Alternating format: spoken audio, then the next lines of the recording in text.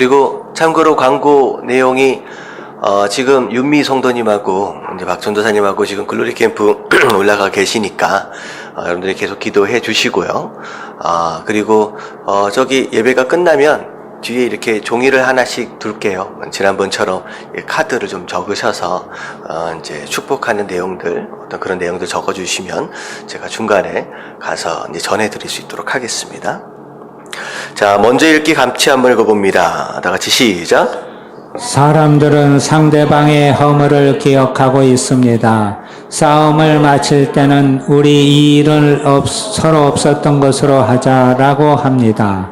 하지만 다시 싸움을 하게 되면 처음부터 끝까지 모든 것이 다 나옵니다. 그러나 하나님께서는 우리의 죄를 기억하지 않으십니다. 그분은 우리의 모든 죄를 깊은 바다에 던지시고는 그 앞에 단단히 팻말을 박아 두셨습니다. 낚시 금지. 네. 우리는 누군가의 잘못에 대해서 이제 잊기가 쉽지가 않지요. 잊어버리자. 라고 결단을 했음에도 불구하고, 상황에 따라서 그게 이제 새록새록 떠오르기도 하고요. 다시 또 기분이 상하게 되면 이제 그것을 또 들춰내서 또 다른 싸움이 일어나기도 합니다. 자, 그런 가운데 하나님께서는 우리를 어떻게 용서하셨느냐라고 하는 것에 대한 내용인데요. 우리는 계속 이제 끄집어낼 수밖에 없는, 이제 완전히 기억하지 않겠다, 잊겠다라고 하는 것에 대한 전능함이 우리에게는 없습니다. 그러니까 모든 걸 알 수 있는 능력도 없을 뿐만 아니라 모든 걸 잊을 수 있는 능력조차도 우리에게 없기 때문에 그것 자체가 이제 문제가 되는 것이죠. 근데 하나님께서는 잊기로 작정하시고 더 이상 꺼내지 않기를 작정을 하셨으면 또 그렇게 하실 수 있는 능력이 계신 분이죠. 이제 그래서 하나님 안에서만은 온전한 용서가 있을 수 있다라고 하는 것이죠. 자, 그래서 생각하기 밑에를 보면 용서는 쉽지 않습니다. 상대방이 자기에게 큰 고통을 주었을 때, 반복해서 고통을 주고 있을 때, 특히 상대방이 그것에 대해 반성하지도 않을 때 용서한다는 것은 너무나도 어렵습니다. 이런 이야기를 좀 읽다 보면 나를 어렵게 만들고 힘들게 만들고 고통스럽게 만들었던 누군가가 더 떠오를 수가 있어요. 가까운 사람일 수도 있고 어린 시절 과거의 어떤 누군가일 수도 있고요. 자, 근데 용서하고 잊어버리려고 하지만 그 사람이 그 잘못에 대하여 전혀 뉘우치지 않고 있다라고 한다면, 반성하지도 않고 있다라고 한다면 용서하기가 굉장히 쉽지 않겠죠. 제가 이제 인터넷 신문을 보다 보니까 어떤 흑인인데요. 이제 흑인 어린 아이가, 청년이 거짓으로 증언을 한 거예요. 거짓으로 증언을 한 것으로 말미암아 한 30년인가 한 40년 가까이를 감옥에서 있다가 나오게 되는 상황이 벌어졌습니다. 그러니까 결정적인 증거가 그 청년의 한 10대였다고 그래요. 그 당시에 10대였을 때 그 거짓 증거를 증언을 하는 것으로 말미암아 그렇게 됐다는 거예요. 근데 뉴스에 나오는 것이 어떤 내용이었느냐? 나오고 나서 가장 먼저 그 청년에게 찾아가서 내가 너를 용서한다라고 했다라고 하는 것입니다. 네, 들어보면 과연 그럴 수 있을까? 과연 내 삶 가운데 어떨 것 같아요? 누군가가 거짓말로 증언하는 것으로 말미암아 억울하게 내가 감옥에 갇혀서 40년이면 제가 들어가도 몇 살에 나오는 거예요? 한 80에 나오는 거예요. 80에. 그러니까 인생 끝났잖아요. 평생을 감옥에 있었던 거나 다름없는 상황입니다. 그랬을 때 맨 처음에 얼마나 이가 갈리고 정말 복수하고 싶은 마음들이 있었을 거고, 근데 결국은 지나고 난 다음에 용서했다라고 하는 것으로 이제 뉴스에 나오더라고요. 이제 과연 그게 사람의 힘으로 가능할 것이냐, 이제 그분이 크리스찬인지 아닌지는 잘 모르겠습니다. 이제 그런 것에 대한 것이 사실은 용서가 쉽지 않다라고 하는 일반적인 생각들을 우리가 가질 수밖에 없어요. 더군다나 반성하지도 않고.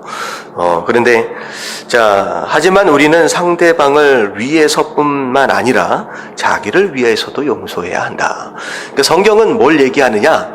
용서해라라고 말씀하시면서 그 사람을 위해서 용서하라라고 하기보다는 누굴 위해 용서하라?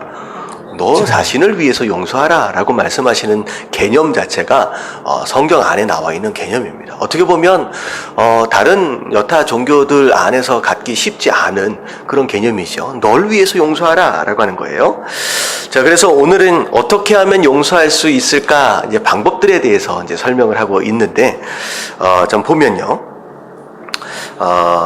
1번을 보면 하나님 앞에서 화를 풀어라 라는 거예요. 화를 풀어라. 자, 신자인 우리는 누군가에게 상처를 받을 때 제일 먼저 어떻게 행동해야 합니까? 자, 에베소서 4장 26절부터 27절까지 같이 한번 읽어볼게요. 다 같이 시작. 분을 내어도 죄를 짓지 말며 해가 지도록 분을 품지 말고 마귀에게 틈을 주지 말라. 자, 분을 낸다라는 거 어떻게 보면 어떤 상황에 대하여 이제 고통받는 상황이냐 억울한 어떤 그런 상황 가운데서의 자연스러운 반응일 수 있어요. 화가 난다라고 하는 건. 근데 중요한 건 뭐냐면 분은 낼 수 있다. 화가 마음 가운데 날 수는 있다라고 하는 거죠. 자, 근데 그 화냄으로 인하여 뭐 하지는 말라.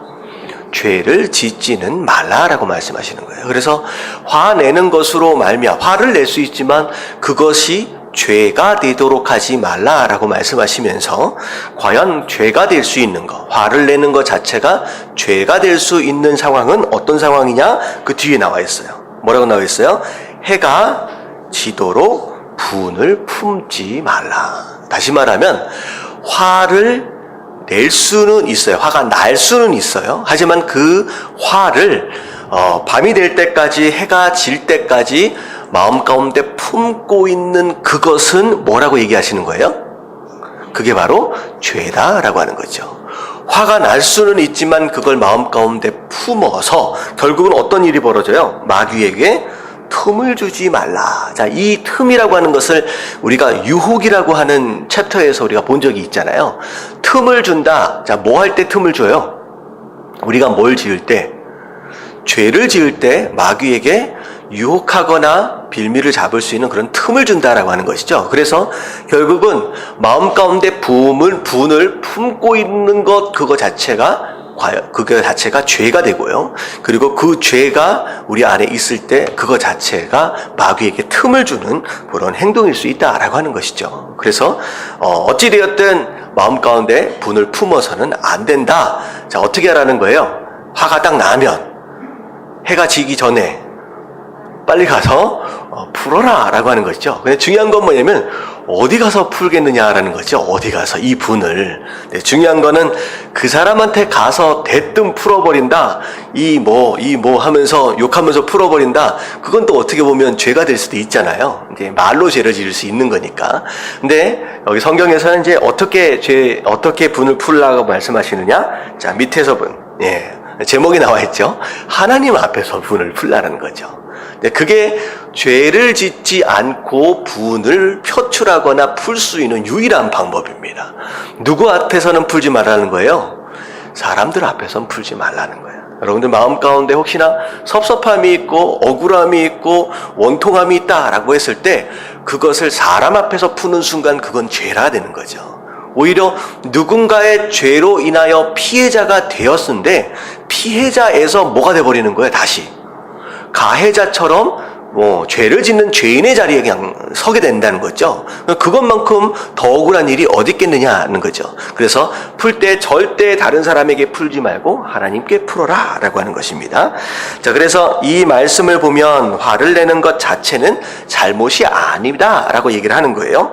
마치 육체가 다쳤을 때 아픔을 느끼고 속히 치료를 받게 되는 것처럼 정서적으로 충격을 받았을 때도 정당하게 화를 내므로 문제를 풀어갈 수 있습니다. 하지만 그것이 죄로 발전되는 것은 막아야 합니다. 자, 그래서 두 가지를 지금 말씀드린 거예요.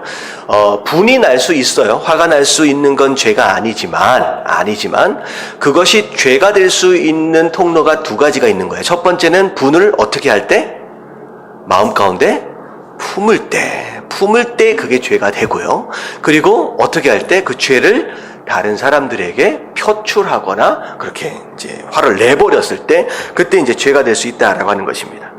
자, 그래서 자, 밑에 보니까 분을 안전하게 표현할 수 있는 가장 좋은 방법은 누구에게? 하나님께 말씀드리는 것이다 라는 거죠. 결국은 뭐 하라는 거예요? 분이 막 나고 도저히 참을 수 없고 억울함이 막 몰려올 때 결국 뭐 하라는 거예요? 기도하라는 것입니다. 하나님께 말씀을 드린다라고 하는 것은 기도지요. 결국은 기도해야 이 분노가 죄로 변질되어지지 않는다라고 하는 것이죠. 대표적인 예는 누구로부터 좀 찾을 수 있느냐? 누구로부터 찾을 수 있어요? 성경 안에서 이 분노를 하나님 앞에 적나라하게 드러내고 표출했던 사람이 있잖아요. 다윗. 네, 다윗이죠.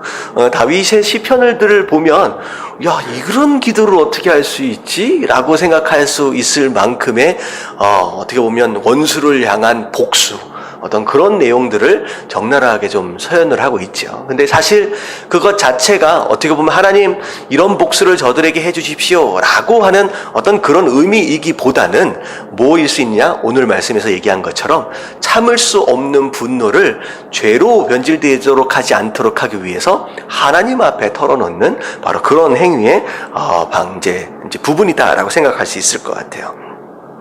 자, 그래서 하나님께 말씀드린다고 해서 반드시 세련되고 훌륭한 기도여야 할 필요는 없습니다. 이제 격식을 갖춰가지고 무슨 하나님 그렇게 이렇게 쫙 정렬해서 이제 꼭 그렇게 해야지만 기도는 아니라는 거죠. 성경에는 배반이나 불의에 대한 분노를 그대로 하나님께 말씀드린 사람들의 기도가 많이 실려 있습니다. 그래서 다윗의 기도가 바로 그런 기도에 이제 속한 것입니다. 그래서 다윗은 너무 억울한 상황들을 많이 맞이했잖아요. 왕이 되기 전서부터도 마찬가지고 생각을 해보면 다윗이 별로 잘못한 건 사실 별로 없습니다. 이제 골리앗을 물리친 것 그 외에 어떻게 보면 열심히 나라를 위해 싸웠고 장수로서의 소임을 다 했었죠. 근데 어떻게 보면 너무 열심히 했다라고 하는 그것 자체가 사울에게 이기심과 시기, 질투의 대상이 되어버리고 그것으로 말미암아 억울한 상황이 되었죠. 근데 다윗은 거의 10여 년 이상을 광야에서 쫓겨다니는 상황 가운데서도 그것으로 말미암아 죄짓지 않도록 하기 위해서 하나님 앞에 올려드렸다라고 하는 그 모습이죠. 자, 그래서 다시 한번 읽어볼게요. 우리가 뒷장 시작. 우리가 분한 감정을 그분께 말씀드리는 것은 마음의 평화를 되찾고 용서할 힘을 얻을 수 있는 첫걸음입니다. 자, 하나님께 우리의 감정을 토로하는 이유 자체가 뭐냐면 우리의 감정뿐만 아니라 어떻게 그런 분노를 조절할 수 있는 능력을 누가 주시는 거예요? 네, 하나님이 주신다라고 하는 거죠. 그래서 죄에 대한 문제를 해결하실 분도 하나님이시고 우리가 그런 분노로부터 평안을 누릴 수 있도록 그런 능력과 힘을 주시는 분도 하나님이다라는 거죠. 근데 만약에 하나님이 아니라 사람에게 이 분을 털어놓았다라고 한다면 그 사람은 나의 분노를 어떻게 해결할 수 있는 능력이 있는 사람이 있어요? 없어요? 없죠. 누구든 분노가 생기면 그 분노에 대해서 조절할 만한 능력, 스스로의 분노도 조절할 능력이 없습니다. 더군다나 그게 죄가 되는 이유는 뭐냐면 내가 억울하고 열받는 것을 함께 나누는 것으로 인하여서 그 사람도 어떻게 만드는 거예요? 함께 그 상황에 대해서 분노하도록 만드는 거예요. 그 사람이 왜 그랬대? 어떻게 그렇게 할 수가 있지? 라고 이제 그게 나 안에서의 분노가 번져나가게 되는 거죠. 그래서 그 사람도 동일하게 분노를 갖게 만들고 그것으로 말미암아 같이 동일하게 죄를 짓도록 만들 수 있기 때문에 절대 사람 앞에서는 분노를 표출해서는 안 된다라고 하는 거죠. 어떻게 보면 이 분노가 이제 원망이나 이런 것으로도 더 설명되어질 수 있어요. 자, 그런데 이제 첫 번째가 무엇이냐? 하나님께 올려드려라. 그래야 해결되어질 수 있다라고 말씀하십니다.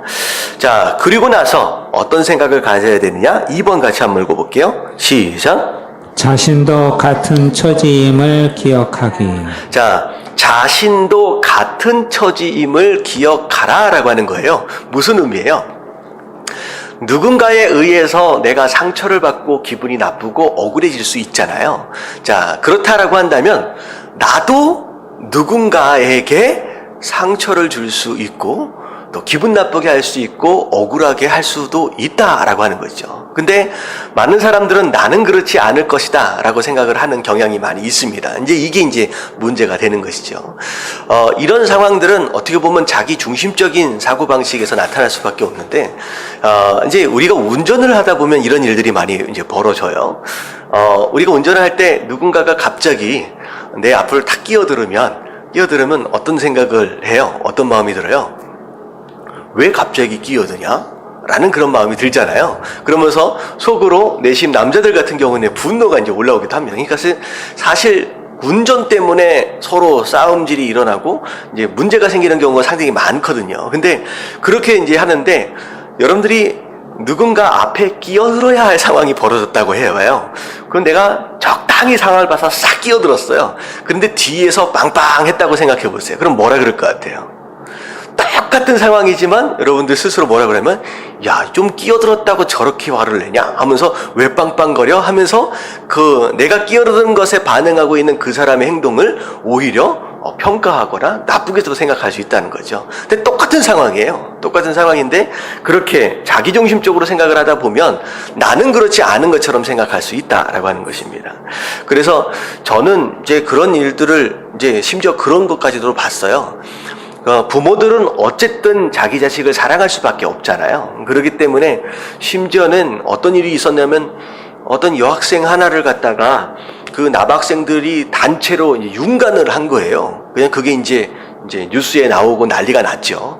네, 근데 더 황당한 건 뭐냐면, 야, 어떻게 사람의 입으로 저런 얘기를 할 수 있을까라는 얘기가 생각이 들 정도로 그 윤관에 동참했던 그 남학생의 어머니가 하는 얘기가 뭐냐면, 자기 아들은 잘못한 게 없다는 거예요. 그 여자애가 얼마나 행실을 그렇게 하고 다녔으면 남자 우리 아들을 그렇게 만들었느냐라고 하는 그런 얘기를 뉴스에서 인터뷰를 하는 것을 제가 본 적이 있어요. 근데 그것을 보고 있는 뭐라 그럴까요? 이제 시청자들이나 우리 입장에서 본다면 제정신이 아닐 거라고 생각이 될 수밖에 없거든요. 근데 부모된 입장에서 부모 중심, 내 자식 중심으로 생각하다 보면 정말로 말도 안 되는 그런 평가들과 그런 판단들을 내릴 수 있는 것이 우리의 처지라는 거죠. 그래서 우리 또한 충분히 모르는 사이에 누군가에게 상처를 줄 수도 있다라고 하는 거죠. 자, 그래서 밑에를 보면 우리 가운데 그 어느 누구도 비판받거나 정죄당하거나 용서받을 일이 없는 완전한 사람은 없습니다. 우리 이게 인정되어져야 해요. 야, 어떻게 나한테 그럴 수 있어? 라고 얘기할 수 있지만 사실은 나도 어느 순간에 누군가에게 그런 실수와 그런 일들을 또 했을 수도 있다라고 하는 것이죠. 누군가 아무리 다른 사람의 칭찬과 인정을 받는다 해도 여전히 수시로 다른 사람과 하나님의 용서가 필요한 사람이다라는 거죠. 우리가 바로 그런 사람입니다. 자, 그리고 이와 같은 경험을 통해 우리는 조금씩 성숙하며 사랑스러운 사람이 되어 갑니다. 스스로에 대해서 나도 충분히 그럴 수 있는 사람이다. 나도 용서가 필요한 사람이고 누군가가 또 나 때문에 어려워할 수도 있었을 것이다 라고 하는 것을 인지하는 것에서부터 우리의 뭐가 시작되느냐? 성숙이 시작되어진다라고 하는 거죠. 그래서 누가 성숙한 사람이냐라고 하는 것은요, 완전한 사람이 성숙한 사람이 아니에요. 누군가에게 어려움을 주지 않고 정말로 착한 일만 하는 사람, 그 사람이 성숙한 사람이 아니라 오히려 어떤 사람이 성숙한 사람이냐? 나도 충분히 실수할 수 있고 나도 충분히 누군가를 어렵게 할 수 있는 사람이다 라고 하는 것을 인지하는 가운데 스스로를 돌아볼 수 있는 바로 그런 사람이 바로 성숙한 사람이라는 거죠. 그래서 두 번째 이야기하는 것이 곧 무엇을 의미하느냐? 내가 그런 마음을 갖지 않는다. 나도 같은 처지일 수 있다 라고 하는 것이 인정되어지지 않으면요, 용서를 할 수 있다는 거예요, 없다는 거예요? 있어요, 없어요? 없다라는 겁니다. 오늘 말씀이 어떻게 보면 핵심일 수 있어요. 내가 지금 어떻게 보면 누군가를 용서하지 못하는 가운데 막 분을 아직까지 품고 있는 그런 사람이 만약에 있다라고 한다면 여러분들 이 인식 자체가 안 되어지면 절대 그게 해결되지 않는다. 나도 충분히 그런 죄를 지을 수 있다라고 하는 것에 대한 인식이 있어야 된다는 거예요. 자, 그래서 에베소서 4장 32절 같이 한번 해봅니다. 다 같이 시작. 서로 친절하게 하며 불쌍히 여기며 서로 용서하기를 하나님이 그리스도 안에서 너희를 용서하심과 같이 하라. 예. 에베소서에 보면 이제 교회 안에 성도들끼리의 삶에 대해서 설명을 하고 있는 거예요. 자, 어떻게 하라고요? 서로 뭐 하라? 처음에 친절하게 하라. 말하는 것이나 이런 것이나 함부로 하지 말라는 거예요. 그래서 간혹 가다가 교회 안에 가까운 사이면 가까운 사이일수록 이 말 실수로 인하여 기분이 상하는 경우들이 많이 있습니다. 그래서 좀 친해졌다 하여서 그냥 마음에 있는 얘기를 툭툭 던져버리면 그런 모습들로 인해서 상처가 될 수 있다는 거죠. 그래서 아무리 가까운 사이다라고 할지라도 친절한 어떤 그런 행동들과 말이 필요합니다. 자, 그리고 두 번째 어떻게 하라? 불쌍히 여겨라 라는 거죠. 그래서 이 불쌍히 여긴다라고 하는 것은 그 사람을 무시하거나 아래로 내려다본다라고 하는 게 아니에요. 누군가가 실수하고 자빠지고 어떻게 보면 죄를 짓고 있는 상황 가운데 마치 하나님께서 우리를 향하신 그 자비로운 마음처럼 너그러운 그런 마음들을 좀 가질 필요가 있다라고 하는 거죠. 그래서 많은 사람들이 더블 스탠다드라고 얘기해요. 뭐라 그러죠? 이중 스탠다드를 더블 스탠다드 해서 이중잣대. 한국말이 잘. 그러니까 이중잣대를 가지고 있어요. 자기가 저지른 죄에 대해서는 굉장히 너그럽고요. 다른 사람이 잘못한 거에 대해서는 굉장히 이제 깝깝하게, 뭐라 그럴까요? 그렇게 대하는 경우가 있다는 것입니다. 그래서 지금 뭐라고 얘기했냐? 서로 불쌍히 여겨달라. 좀 실수하고 어려우면 오히려 거기에 대해서 너그럽게 여겨주는 그런 마음들. 그리고 심지어는 서로 용서하기를 무엇처럼 하나님이 그리스도 안에서 너희를 용서하심과 같이 하라. 그러니까 이 말씀은요, 무엇을 전제로 하고 있느냐라고 하는 게 굉장히 중요해요. 지금 이게 에베소 교회에게 보내는 편지잖아요. 다시 말하면 성도들에게 보내는 편지예요.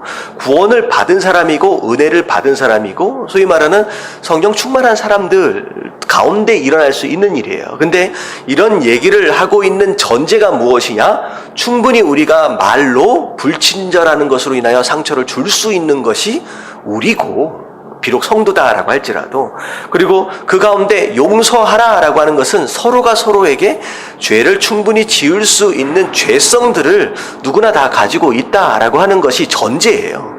그렇기 때문에 우리 스스로에 대해서도 나도 충분히 죄를 지을 수 있다라고 하는 그런 관점에서 우리가 돌아볼 필요가 있다라고 하는 것입니다.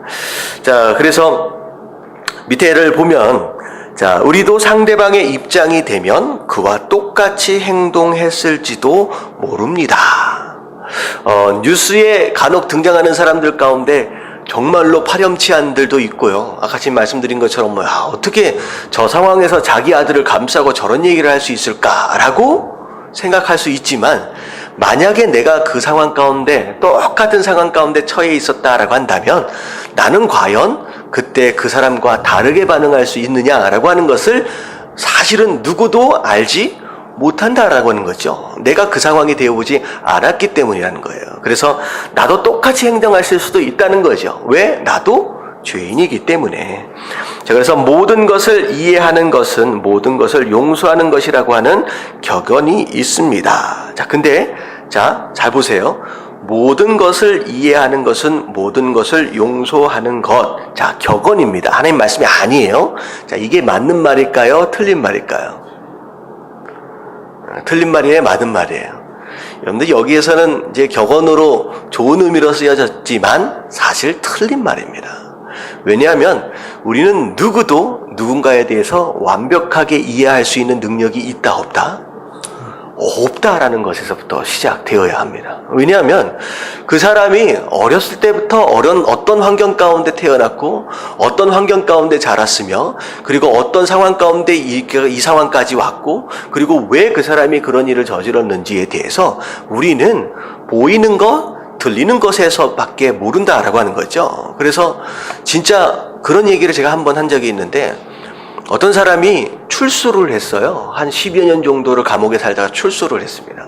근데 지나가다가 갑자기 이제 화가 나가지고 어떤 집에 들어가가지고 둔기를 가지고 이제 그 가정에 있는 남편과 아내와 그리고 애들까지 둘이 있었는데 때려가지고 다 죽인 거예요. 근데 나중에 이제 CCTV나 이런 것들을 통하여서 이제 걸음걸이나 이런 것들을 통하여 범인을 이제 잡게 됐어요. 나중에 알고 보니까 출소한 바로 그날이었던 거예요. 어떻게 그런 일을 저지를 수 있을까? 근데 그 사람이 이제 하는 이야기가 뭐냐면, 이유가 뭐였냐면, 지나가다 보니까 너무 화목하게 웃고, 너무 화목하게 그러고 있다라는 거예요. 그런데 그거 자체를 견딜 수가 없어가지고 가서 다 때려서 죽였다는 거죠. 그 모습, 그것만 보면, 야, 저게 사람이냐? 라고 얘기할 수 있잖아요. 근데 나중에 그 사건을 갖다가 어떻게 나중에 좀 설명하는 것을 제가 들었냐면요. 그 사람이 어렸을 때 어떻게 자랐느냐서부터 시작을 하는 거예요. 정말 알코올 중독자 아버지로부터 매일매일 맞으며 자라다가 결국은 어머니는 도망가 버리고 그 아버지로부터 그냥 거기서 맞으면서 큰 거예요. 그래서 자기는 평생 행복하다라고 하는 거에 대해서 생각해보거나 상상해보거나 누려본 적이 한 번도 없다는 거예요. 근데 나는 한 번도 그렇게 누려보지도 못한 정말로 그런 열악한 상황 가운데 살아서 결국은 감옥에까지 갇히게 되고 그런 상황이 벌어졌는데 누군가는 너무 행복한 거야. 태어나자마자서부터 화목한 가정에 태어나가지고 그렇게 됐다는 거죠. 그래서 도저히 참을 수 없어가지고 결국은 살인을 저질렀다라는 얘기를 하더라고요. 이제 그러니까 어떻게 돼요? 조금 전까지만 해도 야 완전 파렴치한이다, 완전 말이 안 된다라고 하지만 그 뒤의 스토리를 우리가 경험해 보지는 않았지만 들어보니까 완전히 이해할 수는 없죠. 하지만 야 과연 사람의 정서가 저렇게 만들어져서 저렇게도 될 수 있겠구나라고 조금이나마 이해되어질 수 있는 부분들이 생긴다라고 하는 거죠.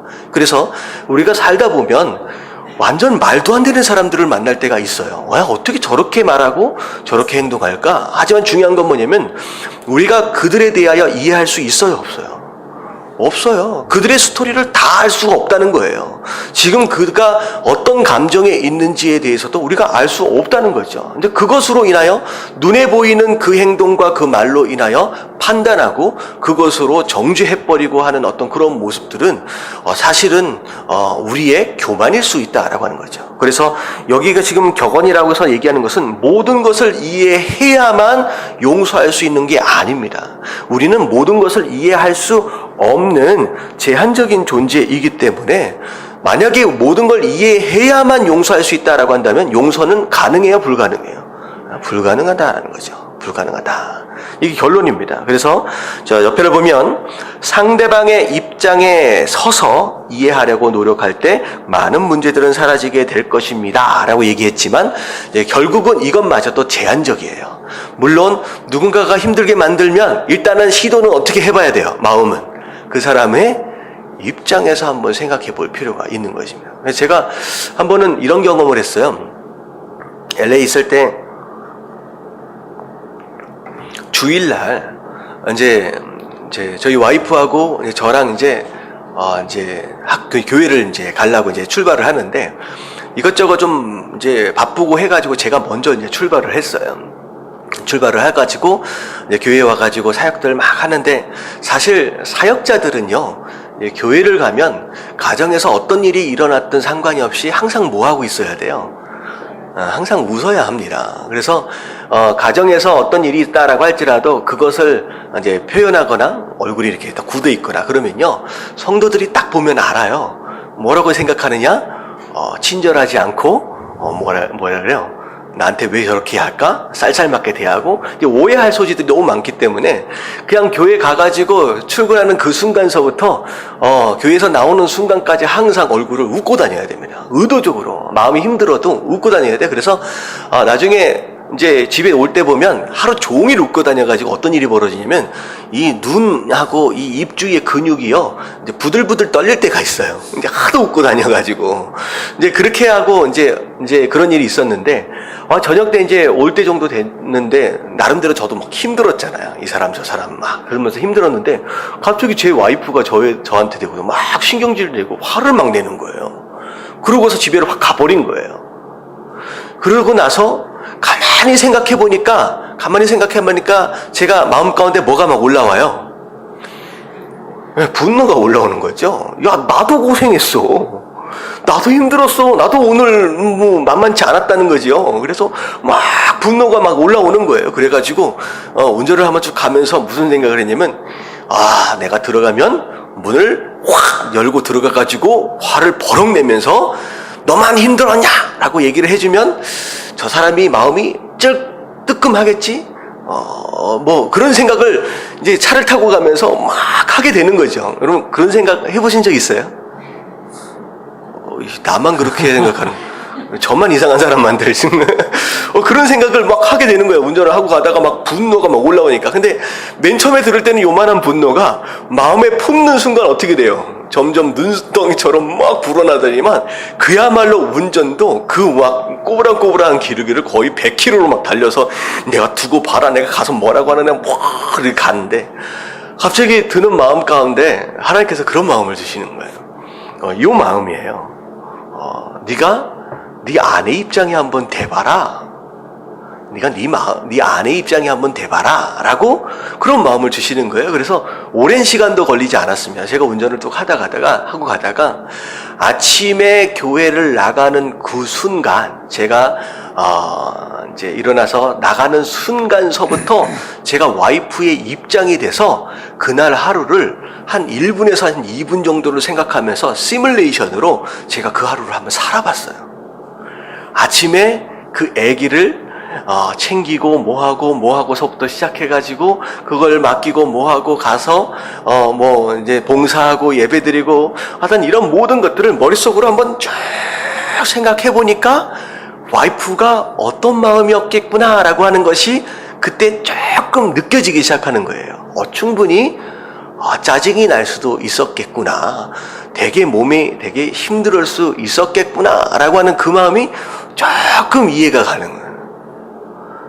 그래서 제가 어떻게 했을까요? 딱 도착하자마자 문을 확 열고 화를 냈을까요? 마음 가운데 언제 화가 났었던가 싶을 정도로 그 화가 싹 사라지고 무슨 생각이 드냐면 와이프가 되게 모한 마음이 들어요.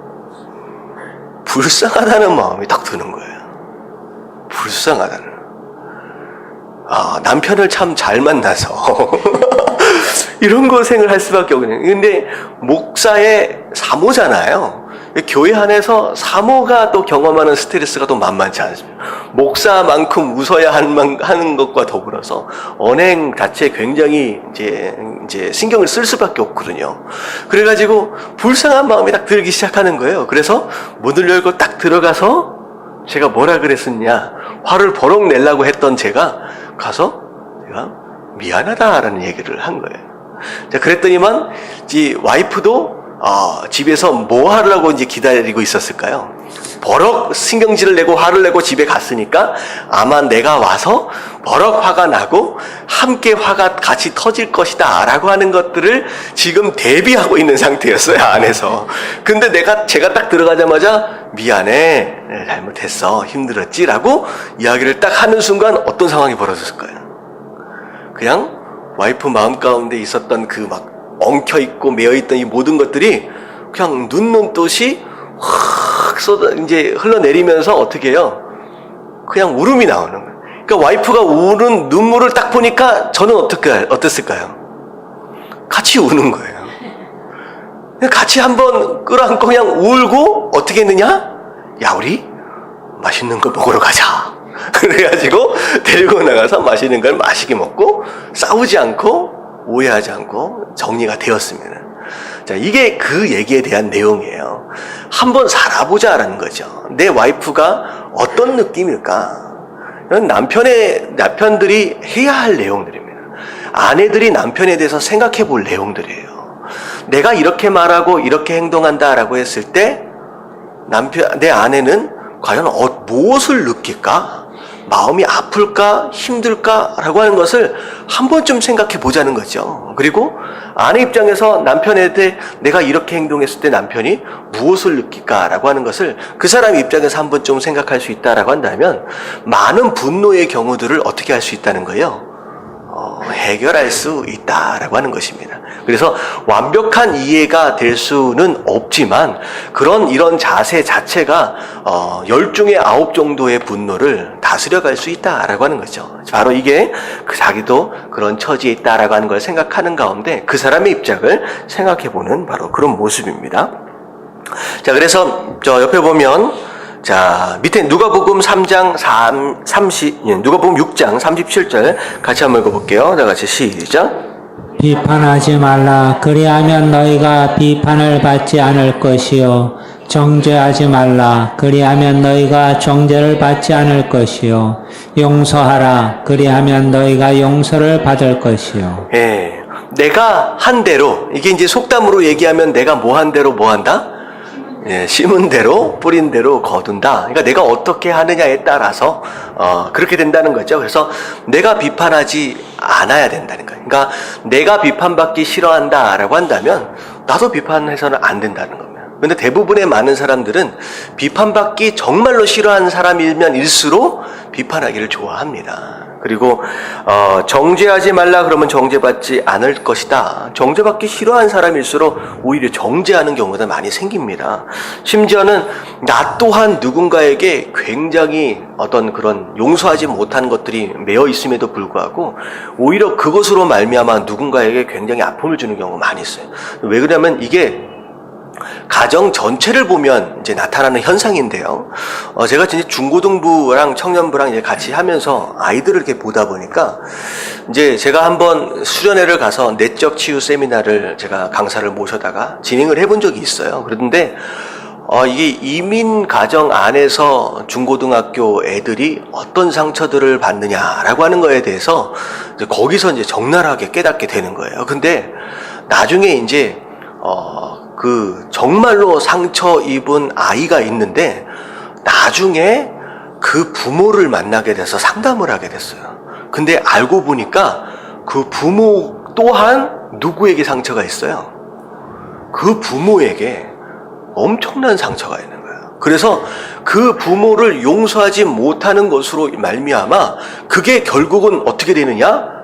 똑같이 자식에게로 상처로 그냥 전해지는 거죠. 그래서 내가 누군가를 용서하고 있지 못하는 가운데 그걸 붙들고 있는 순간 어느 순간 내 모습 자체가 다른 사람들에게 그와 비슷한 상황 가운데 용서하지 못할 만큼의 상처를 주고 있는 것일 수도 있다라고 하는 것입니다.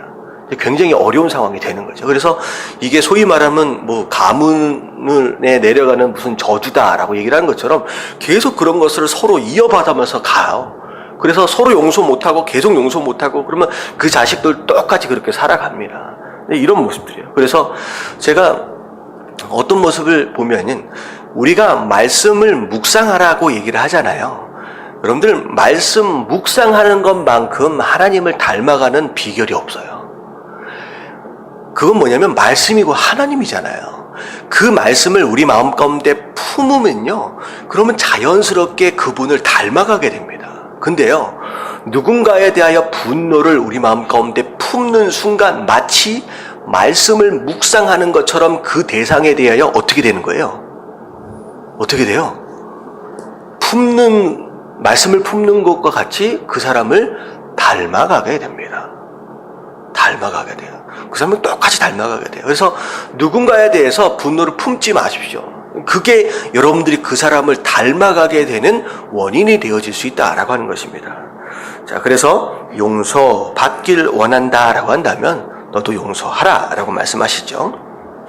자, 이게 이제 그 사람의 처지일 수 있다라고 하는 것과 더불어 그 사람의 처지까지도 한번 생각해 봐라. 그러면 용서할 수 있을 뿐만 아니라 그러면 그 사람을 이해하는데 도움이 될 것이다 라고 얘기를 하는 거예요.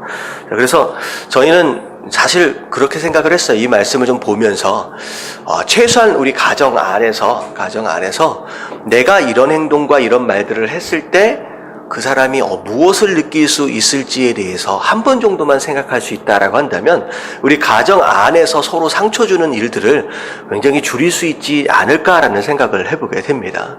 여러분들 꼭 남편에 대하여 아내에 대해서 그 사람의 입장을 한번 꼭 생각해 보시고 말씀하시고 행동하시는 저와 여러분들 되시길 주님의 이름으로 축원합니다. 아멘. 아멘. 자, 이런 말씀을 제가 드리면서 저 마음 가운데 또 이제 찔림이 있죠. 제가 이제 어머니한테 하는 행동, 과연 우리 어머니한테 마음을 아프게 해드리는 일은 혹시 없었는지 또 고민할 수밖에 없습니다. 그러니까 우리는 다 그래요. 근데 조금만 더 생각할 수 있다라고 한다면 좀 더 나아지지 않을까. 할렐루야. 아멘. 그러면 얼마나 행복해지겠습니까? 자, 이게 이제 용서하기 위한 기본적인 마음의 자세예요. 서로 이해하고. 자, 그 다음에 3번이 용서의 당위성입니다. 왜 용서해야 하느냐? 자, 2번까지는 마치 용서를 해라 라고 권면하는 것처럼 들리지만 3번의 제목으로 봐서는 권면에 대한 내용이 아니라 용서를 해라 라고 하는 뭐예요? 명령입니다. 그러니까 당위성을 얘기하고 있는 이유가 무엇이냐? 용서를 해도 되고 안 해도 되고에 대한 내용이 아니라 너는 성도다, 하나님의 자녀다 라고 한다면 반드시 용서하는 것이 맞다라고 하는 것이 되는 거예요. 자, 마태복음 18장에 보면 우리가 많이 아는 말씀입니다. 자, 왕에게 1만 달란트를 탕감받은 사람이 있어요. 자, 근데 탕감받고 나가던 이제 그 사람이 자신에게 100데나리온을 빚진 동료를 잡아다가 어떻게 했어요? 감옥에다 집어 넣어버렸습니다. 자, 이 소식을 들은 왕이 1만 달란트 탕감받은 관리에게 뭐라고 얘기하느냐? 마태복음 18장 33절 같이 한번 읽어볼게요. 다 같이 시작. 내가 너를 불쌍히 여김과 같이 너도 내 동료를 불쌍히 여김이 마땅하지 아니하냐 하고. 자, 여기 중요한 단어는 어떤 단어일까요? 불쌍히. 저 뒤에 마땅하다라는 단어겠죠. 마땅하다. 내가 너를 불쌍히 여겼던 것처럼 너도 그렇게 불쌍히 여기는 게 맞다. 그게 당연한 거다. 이게는 뭐냐면 내가 너를 용서했던 것처럼 너희도 너희에게 죄를 지은 사람들을 용서하는 것이 당연하다라고 얘기를 하는 거예요. 자, 이제 그 근거가 무엇이냐? 이제 계산을 좀 해보자는 거죠. 자, 이 관리 친구가 얼마나 빚을 졌어요? 아니야, 친구가 이 관리에게 100달란트예요. 자, 200데나리온이에요. 자, 이 데나리온이 어느 정도 가치가 있느냐? 1데나리온이 노동자 하루 임금입니다. 그래서 한 데나리온으로 보면 오늘날로 얘기하면 한 어느 정도 되느냐? 한 5만 원 정도. 노동자입니다. 그러니까 한 5만 원 정도 벌겠다라고 계산을 하면 돼요. 자, 그러면 100데나리온이면 얼마예요? 500만 원 정도 이제 빚을 진 거죠. 어떻게 보면 굉장히 큰 액수일 수도 있어요. 누군가에게 있어서는. 하지만 과연 이게 그만큼 큰 액수일까라고 비교할 수 있는 내용이 바로 이 사람이 얼마나 탕감을 받았느냐라고 하는 것에 대한 내용이겠죠. 자, 1달란트, 1달란트는 보통 어느 정도를 얘기하느냐? 6,000데나리온이래. 6,000데나리온. 다시 말하면 노동자가 며칠 동안 일을 해야 돼요? 6,000일 동안 일을 해야지 1달란트가 되는 거예요. 1달란트. 자, 6,001을 연수로 계산을 하면 몇 년 정도 될까요? 거의 한 20년 동안 눈곱만큼도 쓰지 않고 모으면 그게 6,000데나리온이 되는 거죠. 하나도 안 쓰고 모으면.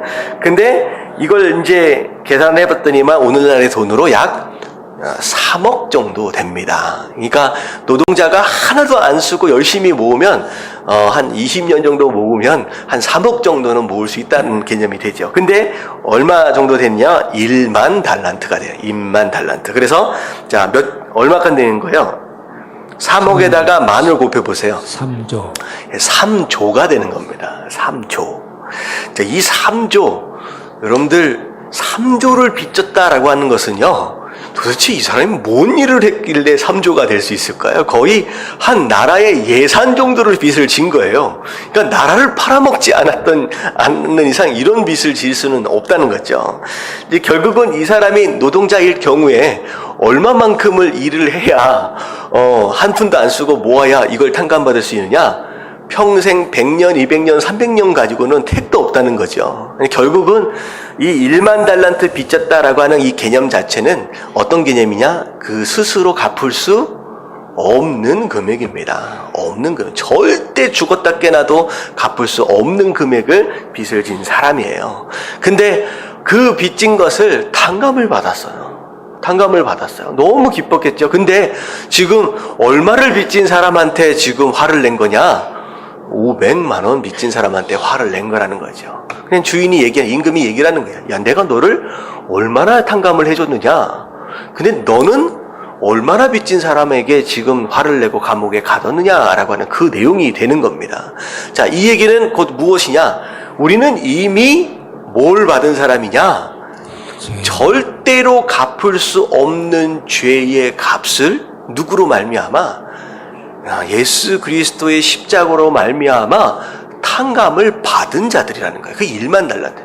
이미 용서를 받았어요. 절대 갚을 수 없는 그 가치를 탕감을 받았다는 거죠. 하지만 불과 500만 원 정도 될 수 있는 그 가치의 상처를 준 자들을 향하여서 뭐 하고 있다는 거예요? 이를 갈면서 절대 용서할 수 없다라고 그렇게 문을 품고 있는 경우가 있다라고 하는 것입니다. 그래서 하나님 뭐라고 말씀하시냐? 네가 뭘 용서를 받는지를 생각해봐라. 그러면 너에게 잘못한 그 사람을 용서하는 것이 뭐하다? 마땅하다, 당연하다라고 말씀하시는 거예요. 그래서 하나님께서는 그렇게 말씀하세요. 그 임금이 얘기를 하는 거예요. 맞는 얘기다. 네가 용서하는 게 맞는 거다라고 이야기를 하시는 거죠. 자, 그래서 밑에 질문을 보면 당신은 100데나리온의 빚에 대하여 용서하는 것이 당연하다라고 하는 왕의 말에 대하여 공감하십니까? 네, 공감하세요? 아멘. 네, 여기 대답을 안 하시면 좀 어려워집니다. 공감을 하실 수 있어야 된다는 거죠. 내가 얼마나 빚을 졌었는데.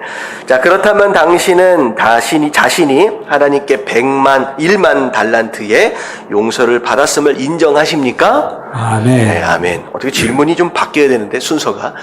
맞지요. 우리가 1만 달란트 빚진 것을 탕감을 받았다라고 하는 것이 중요합니다. 자, 그래서 그렇다면 여러분 자신도 용서해야 할 의무가 있음을 명심해야 합니다. 그러니까 조언, 권면이 아니라 우리가 용서하는 것이 곧 명령이며 그 명령을 따라 순종하는 것이 우리 하나님 백성으로서의 마땅한 의무다, 당연한 것이다 라는 거죠. 여러분들 혹시 마음 가운데 맺혀있는 누군가가 있다라고 한다면 빨리 용서하시게 되길 주님의 이름으로 축원합니다. 아멘. 네, 그게 순종이에요. 그게 순종이다 라고 말씀하시는 거예요. 자, 마태복음 18장 35절에 이런 말씀이 있어요. 같이 읽겠습니다. 시작. 너희가 각각 마음으로부터 형제를 용서하지 아니하면 나의 하늘 아버지께서도 너희에게 이와 같이 하시리라. 예, 굉장히 무서운 말씀이죠.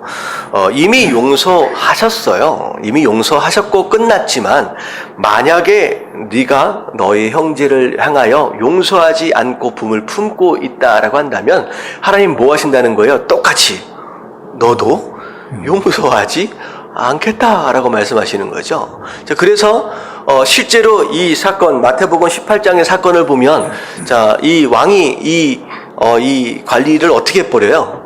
오게 다시. 네, 그 사람을 다시 옥에 가둬버리는 거예요. 다시 말하면 탕감을 해줬는데 이제 어떻게 되는 거예요? 마치 탕감받지 못한 자의 상황이 벌어졌다라고 하는 거죠. 여러분들, 하나님께서 우리에게 주시는, 예수 그리스도를 통하여 우리에게 주시는 진짜 아름다운 축복은 영생임과 동시에 평안함입니다. 자유예요. 이사야서에 보면 예수님께서 갇힌 자들을 풀어주기 위해서 오셨다라고 말씀하세요. 정말로 우리가 누릴 수 있는 예수 그리스도 안에서 누렸어야 하는 가장 큰 축복은 자유로움이고 평안함입니다. 근데요, 만약에 우리가 누군가를 용서하지 않고 마음에 그 분을 품고 있는 순간 그 자유가 어떻게 돼버려요? 사라집니다.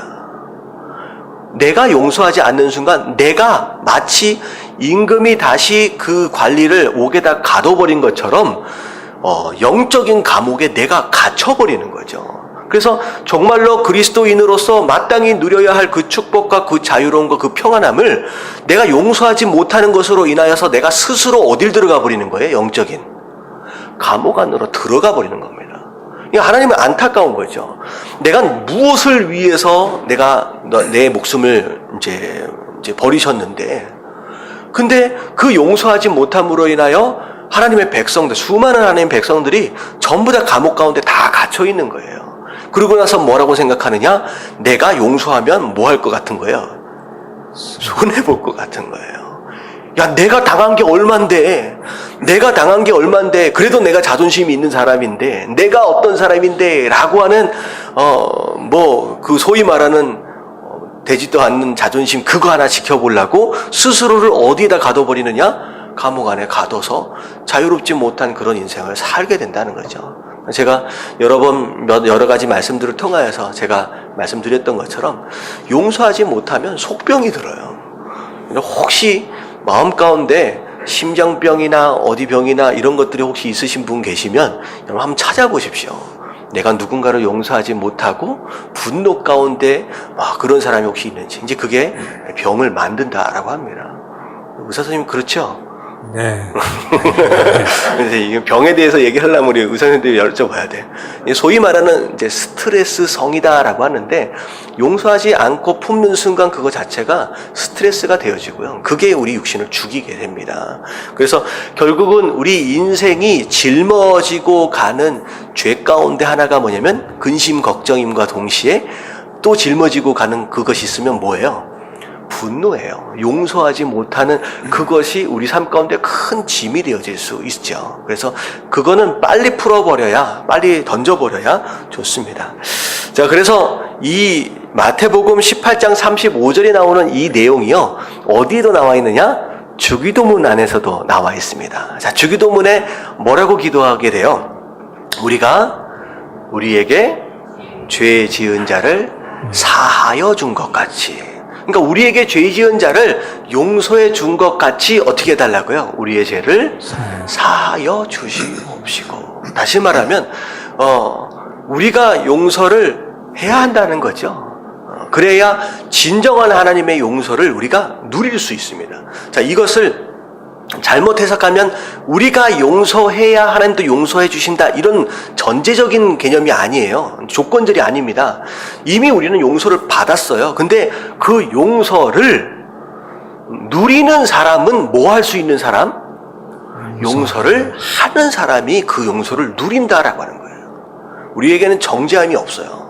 우리가 비록 용서하지 못하는 누군가가 있다라고 할지라도 그것 자체가 죄가 되어서 나중에 그것 때문에 심판받을 일은 없습니다. 이건 확실한 거예요. 우리는 어떤 죄도 다 용서를 받았어요. 근데 중요한 건 뭐냐면 용서를 이 땅을 살면서 누리는 자가 있고요, 용서를 못 누리는 자가 있다는 거죠. 그래야 용서를 해야 그 용서를 누린다는 거죠. 자, 그래서 밑에 같이 한번 읽어볼게요. 사실 시작. 사실 다른 사람을 용서하는 것은 하나님의 사랑을 얻기 위한 조건이라기보다는 하나님의 사랑을 진심으로 깨닫는가를 보여주는 시험이라고 할 수 있습니다. 예. 첫 번째 문장은 굉장히 중요한 문장이죠. 우리가 용서를 해야 그분의 용서를 얻을 수 있다라고 하는 조건이 아니라는 거예요. 근데 중요한 건 뭐냐면 제가 말씀드렸던 첫 번째가 무엇이냐? 그렇게 해야 용서를 누릴 수 있다라고 하는 게 첫 번째고요. 두 번째가 뭐예요? 하나님께서 그런 상황을 허락하시는 이유가 무엇이냐? 과연 우리가 거기에 용서함으로 반응하느냐라고 하는 것에 대한 뭐일 수 있다? 시험, 테스트일 수 있다라고 하는 거죠. 과연 내가 너를 용서한 것처럼 너도 용서할 수 있는 정도의 믿음이냐? 믿음을 시험하기 위해서 허락하시는 겁니다. 혹시 오늘 큐티 하신 분들 무슨 내용이 있었는지 혹시 기억나세요? 오병이요. 네, 오병이요. 이거 머릿속에 안 떠오르시는 분들은 큐티를 안 하신 분인데, 오병이어 사건이 있었어요. 근데 예수님이 빌립 보고 물어봐요. 어떻게 떡을 구할 수 있겠느냐? 근데 그 앞에 뭐라고 나와 있어요? 어떻게 하실 줄 아시고 라는 표현이 있습니다. 근데 사실 그게 빌립을 테스트하신 거예요. 자, 그 상황에서 빌립이 어떻게 반응할 것이냐, 그 다음에 안드레가 어떻게 반응할 것이냐, 이런 시험을 통해. 그런데 사실 그 시험 자체가 그 사람을 넘어뜨리려고 하는 것이 아니라, 그 시험이 아니죠. 템테이션이 아닙니다. 테스트예요.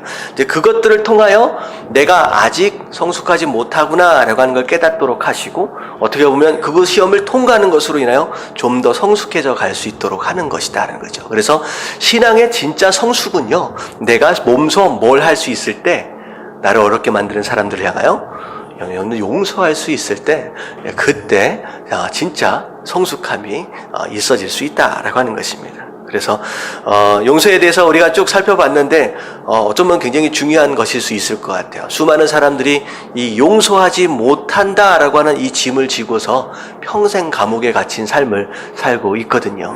여러분들 용서하심으로 말미암아 여러분들 진짜 자유와 기쁨과 평안함을 누리실 수 있는 저와 여러분들 되시길 주님의 이름으로 축원합니다. 자, 그리고 중요한 거 한 가지만 더 말씀을 드리면, 용서는 완료형이 아니라 진행형입니다. 하나님은 완료형을 사용하세요. 내가 기억하지 않겠다. 그러니까 용서를 했다, 컴플릿한 거예요. 완성을 한 거거든요. 용서 자체를. 근데 하나님은 어떤 능력이 있느냐? 기억하지 않겠다라고 한다면 기억하지 않을 수 있는 능력이 있으신 분이잖아요. 근데 우리는 기억하지 않겠다라고 해도 기억하지 않을 수 있는 능력이 있어요, 없어요? 없지요. 섭섭하게 하면 또 올라올 수밖에 없는 거죠. 근데 우리는 전능하지를 않습니다. 그렇기 때문에 이 용서는 어떻게 보면 완료되어지기보다는 평생 뭐 하는 것이다? 진행되어집니다. 진행되어져 갑니다. 누군가에 대해서 아픈 마음들이 있을 때 자꾸 올라오는 그런 것들을 하나님께 또 말씀드리고 그렇게 되어지면서 성숙해 되어 가고요. 그냥 그렇게 되어져 가는 이제 단계가 이제 사실 용서에 대한 내용이죠. 그래서 용서했는데 자꾸 떠올라요. 오히려 그 모습은 뭐 한 것이에요? 당연한 것이에요. 우리는 제한적인 존재입니다. 그래서 여러분들 누군가에 대해서 용서를 하실 때 끊임없이 용서를 해 가시면서 스스로 믿음에 대하여 성숙의 단계를 걸어가셔야 된다라고 하는 거, 이런 깨달아지시길 주님의 이름으로 축원합니다. 아멘.